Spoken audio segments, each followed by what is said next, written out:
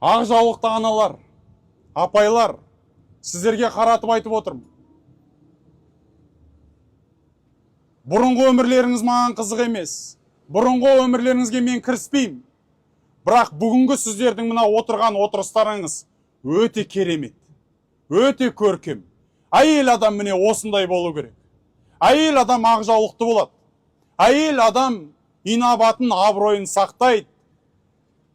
Биязы киініп, ұзын бол, киініп жүреді.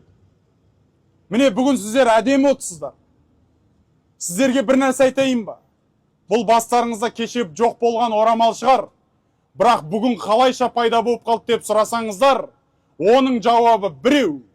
Алла тағала сыйлады бүгін. Алла басыңа бүгін орамал сыйлады. Енді сен әлемдердің жаратушысы саған сыйлаған сыйлықты бетіне лақтыра салып жүрме. Ертең елге қайтқаннан кейін бетіне лақтыра салып жүрме. Алла берді. Алла қолмен тапсырды.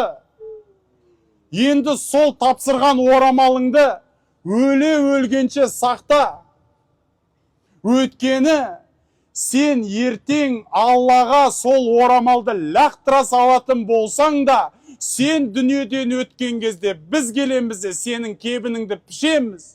Сол кебініңді пішкен кезде сенің басыңа орамал тағамыз. Сен қаласаң да, қаламасаң да, дүниеден өткенде бүгін сыйға сыйлаған Алла тағала орамалды қайтадан өзіне лақтырып жіберсең, біз сенің басыңа оны дүниеден өткен күні қайтадан байлап қоямыз.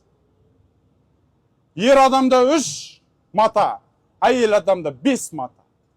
Соның біреуі орамал ғой. Екіншісі мына кеудеге тағатыны.